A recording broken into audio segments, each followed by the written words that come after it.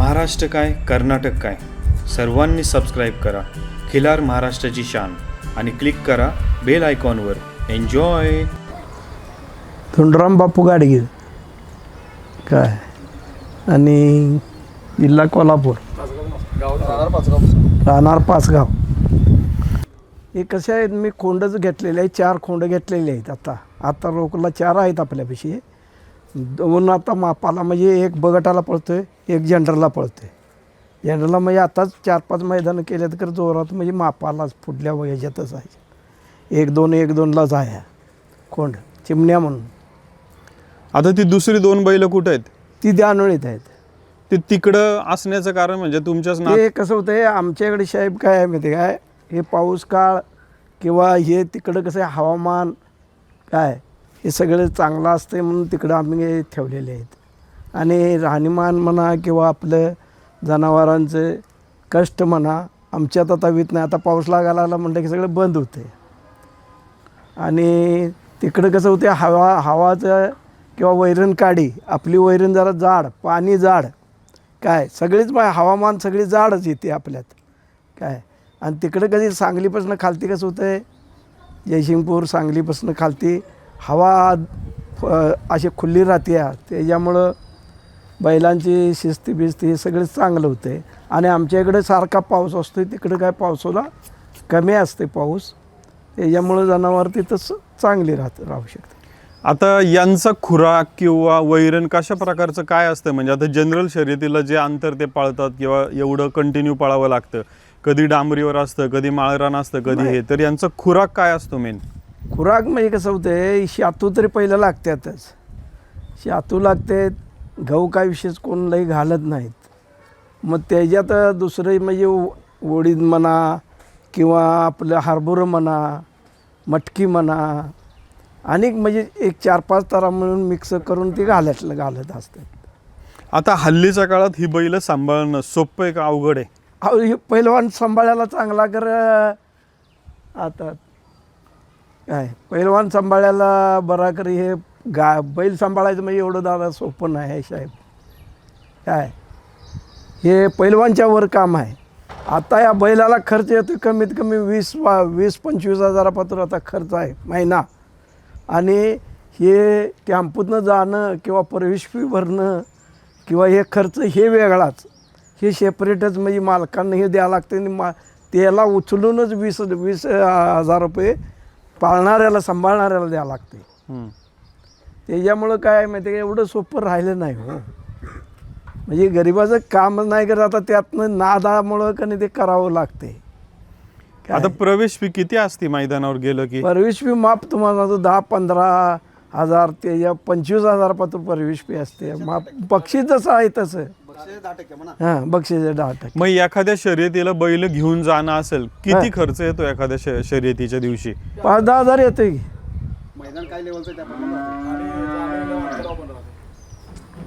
ते टेम्पोवाल्याचं म्हणा किंवा प्रवेश फी म्हणा किंवा गाडीवानला द्यावं लागतात. संघ लोक येतात, ते चहा पाणी नाश्ता.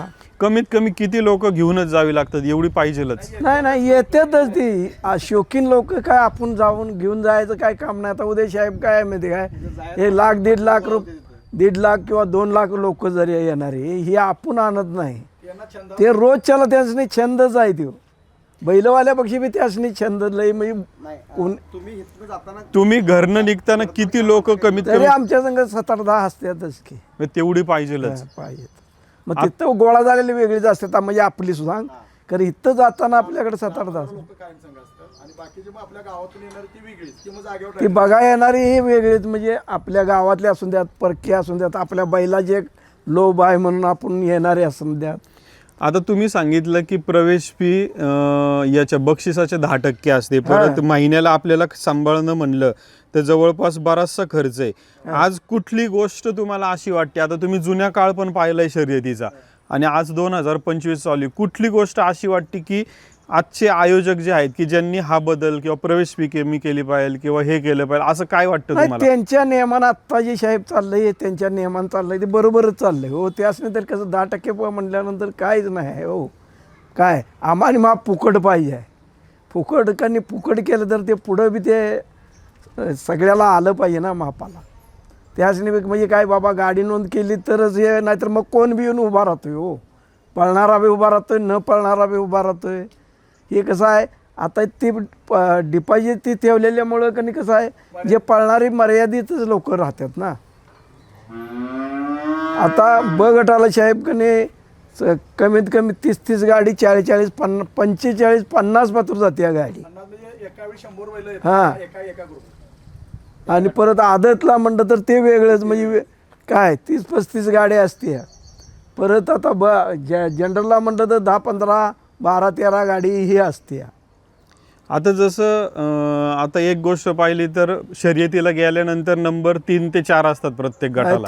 तीनच आता तुम्ही म्हणले की एवढे गाड्या येतात, तर मला एक काय विचारायचं आहे की आपली गाडी मैदानात घेऊन जाताना आपल्या गाडीचा नंबर येत असेल तरच गेलं पाहिजे, आपली तयारी असेल तर का तयारी जायचं? त्या तयारीतच असतात सगळेजण. नाही ते जे येणार आहे ते स्वतःची खात्री बाळगूनच येते. काय कारण आपण हे कसं आहे माहिती आहे, जे काय राहायचं आहे ते करायचं नाही. उद्या नंबर आला नाही म्हणून असं गप्प बसून चालत नाही. परत आणि दुसऱ्या तयारीला लागायलाच लागते होते त्यात. आता आम्ही 40-45 वर्षाची माझी आहे सुरुवात. आता 45 वर्ष झालं. आता एखादी शर्यत आता महिन्याला कमीत कमी किती शर्यतीला जाता तुम्ही? महिन्यातनं 1 का 2? ते बैलांच्या बेतावर बैलांचं कंडिशन जर असलं तर त्या बेतावर राहते हो. आठवड्यातनं 1-2-3 मैदानं तरी करू शकतोय आपण. बैल कंडिशन मी का तर मोठ्या गाडीने पळवायचा म्हणजे त्या पद्धतीने बैल बी राहिला पाहिजे ना. जर मैदान अशी झाली तरी 5-7 मैदान मारू शकतो. हां, तशी बैल आणि मैदान बी पाहिजे चांगलं. काय बैल म्हणजे पुढं मैदान बी गोड वाटलं तर म्हणजे माळ मैदान म्हणजे खडा म्हणा किंवा डांबरी म्हणा हे नसाय पाहिजे. मग तुम्ही आता एखादी शर्यत जर परत आता समजा पुढच्या महिन्यात एखादी शर्यत आहे तर त्या शर्यतीवर डांबरी आहे किंवा खडी आहे किंवा माळ बघूनच आपण सगळं तर आपल्या बैलांना चालणार असेल तरच जायचं. तर आणि ही जी शर्यतीला बैल पाळतात यांना पत्री मारलेली असती? हो, पत्री आहे तेच. कमीत कमी किती दिवसांनी पत्री बदलावी लागते? महिन्या 1.5 महिन्याला पत्री बदलायलाच लागते. पडती का बदलायची? शेती म्हणून बैल ही नाही आहेत ना, पळाव जनावर आहे, त्याला पत्री पडून चालतच नाही. आता तुम्ही म्हणले की आता हा नाद आहे म्हणून आपण एवढा खर्च आहे एवढं सगळं तरी करतोय. आता तुमची मुलं असतील, नातवंड असतील, आता तुम्ही काही झालं तरी तुम्हाला हे करणंच आहे. मग तुमची मुलांनी नातवंडांनी पण हे केलं पाहिजे का नाही केलं पाहिजे? नाही केलं पाहिजे, कारण त्यांची ताकद होणारच नाही ना त्या काळात. आता जे आमचा काळ म्हणजे आत्ती म्हणजे शेवट काटापास आहे एवढी त्रासाची बाजू असताना एक नादच म्हणून आपण अजून पत्र चालवित आलेला आहे. काय नाहीतर आता ते चालायसारख्या बाजू म्हणजे गरिबाची बाजू राहिली नाही. काय मग हाय तर मध्ये काय 2 नंबर धंदेवाले हे असं ते चालतंय परवाडतंय, खरं गरिबाला सहजासहजी ते राहिलं नाही. काय मग ही पोरट ही काय हो का त्या पुढल्या ह्याच्यात काळ बी नाव नवीनच येणार, नाव खर्चाची बाजू बी होणार. काय त्याच्यामुळं नाव खर्च वाढतच गेला हो. आता खर्च एवढा वाढतोय आणि खर्च वाढत असताना जे आयोजक बक्षीस देतात ते बक्षीस अजून पाहिजे मोठं का परवडणार आहे ते सध्याचं? नाही, त्या पद्धतीनं ज्या त्या गावाच्या ह्याच्यावर राहतं. काय आहे माहिती काय, प्रत्येक गावावर कसं आहे गावाची परपिटी किंवा काय किंवा एखाद्याला आता म्हणजे हे आता मोठी लोक ही बी देऊ शकतात. 2 नंबर धंदेवाला बी एखाद्याला देऊ शकतोय. म्हणजे एक आज त्याचा वाढदिवस असतोय काय, आणि कार्य जे मोठे हे जे मेंबर आहेत ते त्यातच हो. म्हणजे गावासाठी 5 गाव आहे, आपल्याला मदत करा. आमदार खासदार बी लोक ही आम्हाने देऊ म्हणजे ह्या गावाला ज्या त्या गावाच्या ह्याच्यावर देऊ शकतात हो. आता तुमच्या दावणीची ही 2 बैल, अजून 2 बैल तिकडे दानोळीमध्ये माझी 10 बैल साहेब असायत. ओके. काय आताच्या काळामुळं आता तेवढी परवडत नाही म्हणून आपली आता 4 बैल म्हणजे 4-5 आहेत. खोंडे काय 5 आहेत जनावरं. कारण ही माझी 10, 7, 11, 12, 13 पत्र बैल असायत. कारण ते आत्ता ते कंडिशन नाही आहे म्हणताना आम्ही त्या पद्धतीनं आहे ते खोंडही 4-5 खोंड आहे तिची हेच पाळू शकतो. आता यांची वैरण विकतची असते का घरचीच आपली? थोडी घरची असते, थोडी विकतची घ्यायला लागते. म्हणजे आपल्याला पाहिजे ती वस्तू घ्यायला लागतेच ना. परत खाणं म्हणा हे सगळं विकतच घ्यायला लागते. परत दूध लागते शाळेत. दूध पैलवानला दूध नाही एवढं दूध लागते त्यासनी. कमीत कमी त्यांची आतडी भरायला किंवा हे करायला ते कमीत कमी 4-5 लिटर दूध, म्हणजे 3 लिटरपासून 5 लिटरपर्यंत जर दूध पाजाय पाहिजे तेव्हा ते बैलाला अंगाला लागते. नाही च्यात घालायला आपल्यात नसत मग ते तेवढं पाजून का ते आपण आपल्या माणसांचं वेगळं जनावरचं, म्हणजे ते जनावरच्या द्यायला तरी जरा पोषक व्हायला पाहिजे. आता कुठलं दूध पाजतो मग आपण यांना? गाईचं.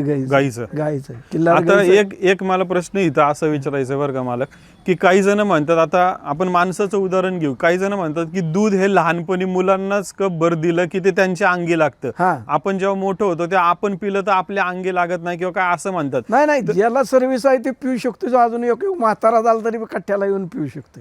आणि ज्याला काय ते दुसरं दूध पिणारे आहे ती कशाला येते तो, ज्याला नाद आहे ते साहेब कधी करतोयच. दूध पाहते हे दूध पाजाय म्हणजे कसं आहे, दूध प्यायल्याशिवाय असे ताकद कशी येणार. पाळण्याचं कंडिशन म्हणजे कसं आहे, ज्या पद्धतीनं मस्तीचं खुराक किंवा मस्तीचं दूध म्हणा हे म्हणा, त्याने 3 लिटरच्या पुढं तर दूध लागतंय बघा. 5 लिटर म्हणजे तीनची गंधारी होती. आता तुम्ही खुराकाचं सांगितलं, त्यांचं शर्यतीचं आम्ही ऐकलं. आम्हाला एक विचारायचं की आता ही तुमची जनरल शर्यतीची बैल आहेत, ही तुम्ही निवडता कोणती वासरं अचूक निवडता? ते कसं आहे, आता आदतला म्हणा, आदत म्हणून बिनदाती असतात. बिनदाती कशा नमुन्यानं पळतात किंवा काय आहेत किंवा त्याच्यात किती डाव नंबर आलं आहे, हे खोंड हे किती पेर नंबर झालं आहे किंवा ह्यो खोंड निघल का न निघल, असे म्हणजे मनाची खात्री करून पाहिजे तेवढं. आता तुम्हाला सांगतो, पहिले माप तुम्हाला सांगतो 20-25 हजार रुपये दिलं की खोंड येत होता पाहिला. आता एकाला 6 लाख 6 लाख 5 लाख आता खोंडाशने द्यावं लागतात. आता यांचं तुम्ही खोंड आता म्हणजे एखादं जन्मलेलं वासरू बघून निवडता का जे कळतंय तेच? चालूमध्येच जन्मलेलं सुद्धा निवडतात, तर ते कसं आहे त्याच्यावर भरवसा राहत नाही ना.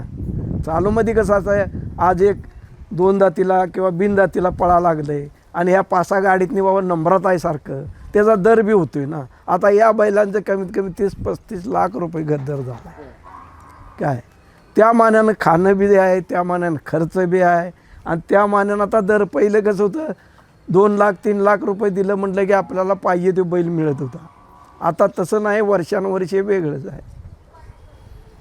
आता जेव्हा दावणीला आपण एखादं नवीन वासरू आणतो, समजा पळतं वासरू घेऊन येतो, मग आणल्यानंतर शर्यतच्या व्यतिरिक्त कुठल्या प्रकारचा सराव किंवा व्यायाम यांना द्यावा लागतो? व्यायाम म्हणजे माळ रान बघून कारण त्याला डांबरीव लय घालून चालत नाही. डांबरीव घातलं तर पाय सुचतात किंवा मुठ्ठी म्हणजे मूठ हे जे आहे की नाही हे मुठ्ठी फुगतात आणि ते दणकून तुम्हाला सांगतो खाली नक्कीच नेहमी मार बसतोय. आणि माळात कसं होतं आहे, आता मऊ जागा आहे, ह्यात पाय रुततात, तसं डांबरीवर रुतत नाहीत हो, वरनं आपटल्यावाने सदा आपटतच राहतात ना.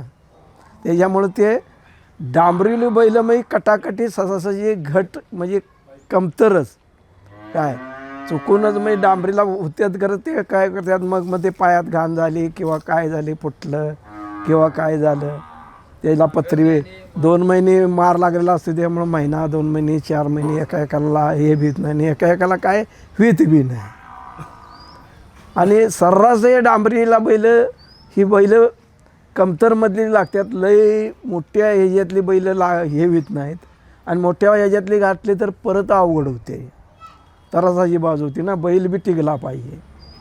हे 4 मैदान तुम्हाला सांगतो पळाला म्हणजे डांबरीला एक बैल पळत बी नाही.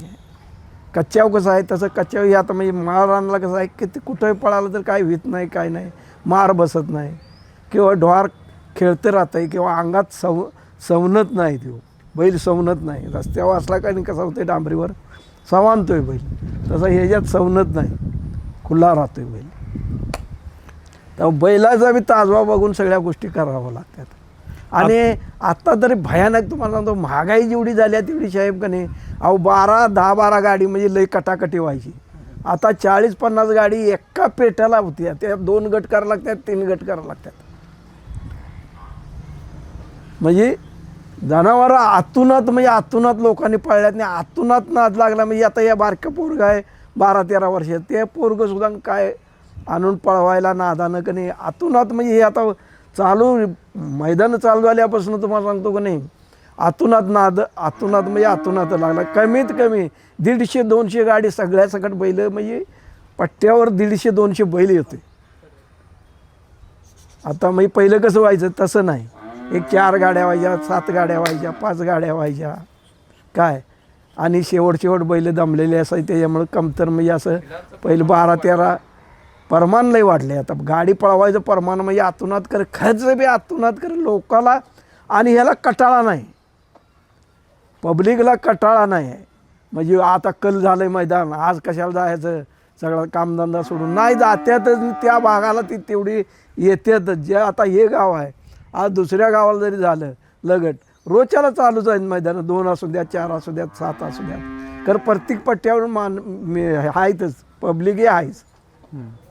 आता तुमची ही 4 बैल असतील की याची आजपर्यंतच्या झालेल्या शर्यतीमधली कुठली एक शर्यती की जी तुम्हाला आवडली, किंवा त्यावेळेस लय आताटटीचं काही झालं किंवा असं झालं की ज्याच्यातनं आपलं ते बाळा हजारे म्हणून आहेत, हे जे काय शिरूरचे, त्यांचीने आमचं पहिल्या डावालाच मी ब गटातनं खोंड काढला, याला आकुळ महमदापूरला ब गटातनं. आता तो 5वा दात पाडला आहे खोंडानं.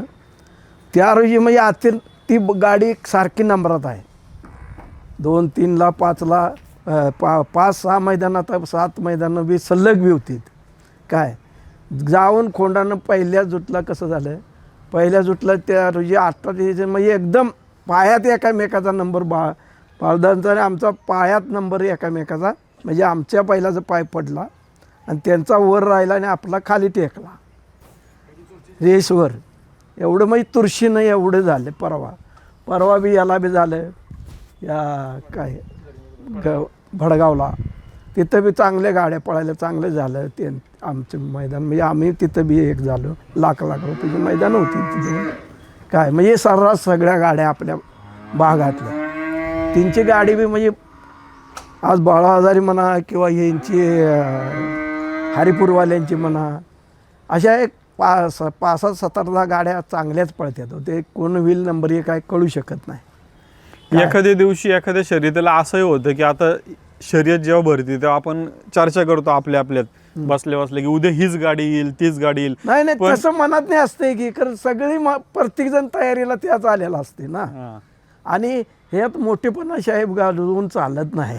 हे खेळ आहे, हे खेळ आहे उभारलेला आवडायचा. म्हणजे कसं, हे बैलांच्या बेतावला खेळ आहे, माणसानं करायचा नाही आहे बैलांचा. आणि आता लय ते सर्रास गाडी एकटंच गाडीवान असतोय, 2 गाडीवान कुठंतरीच नाही तरी एकच गाडीवान असतोय.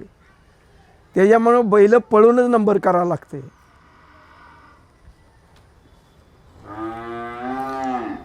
मला आता तुमच्या दावणीचं आम्ही सगळं आहे, तुमच्या आठवणीतला कुठला असा एक बैल जुन्या काळातला असेल, आत्ताचा असाल असं की तो बैल मला आवडतो काय, असं कोणता बैल? बैल मायापाशी बरीचशी आहे. मी म्हणतो ना 40-45 वर्षाच्या गोष्टी पुढल्या आहेत.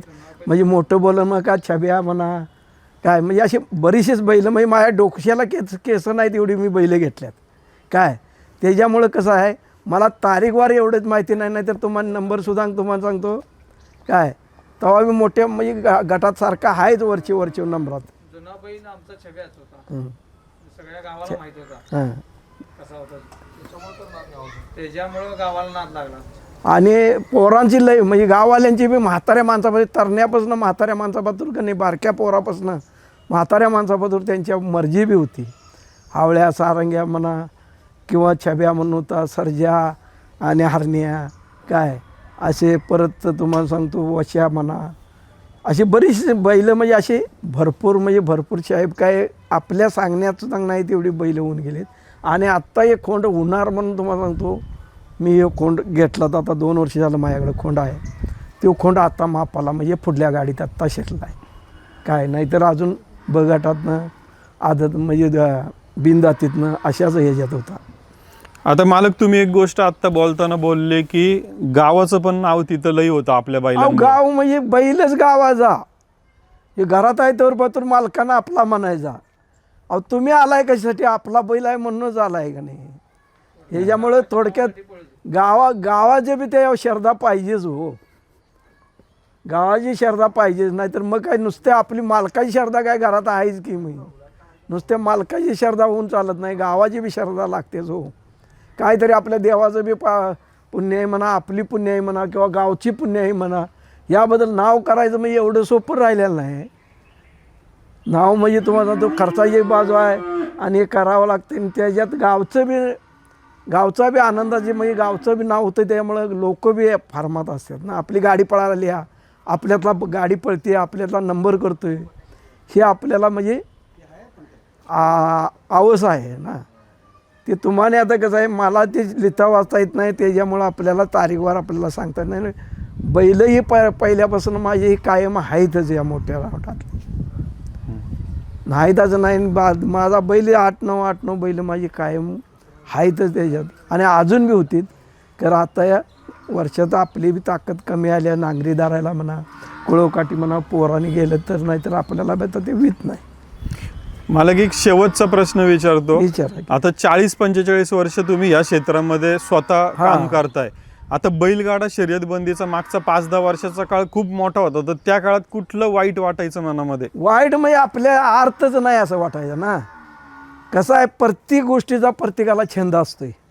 आज कुणाला म्हणा हे बैलांचा म्हणा, कुणाला म्हणा, या प्रत्येक गोष्टीचा प्रत्येकाला छंद असतोय.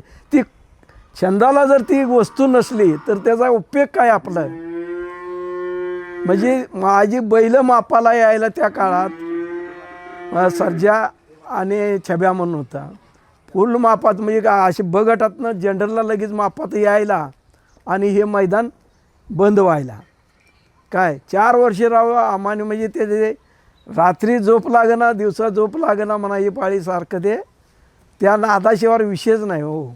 सगळ्या मुलकात जायचं, ते काहीतरी कुणीकडनं तर मिटिंग घेऊन किंवा काय, हे आमचं चुलत भाऊ, आम्ही 7-8-10 जण आम्ही जायचं. परत लोक आणि मागणं हे यायची ते एकमेकाला. तिथं प्रत्येक भागात मिटिंग भरवायचं किंवा काय करायचं, किंवा बैल झोपून आणा म्हणजे बैल झोपून आपण बैल टॅम्पून न्यायची, तिथं मिरवणूक काढायची.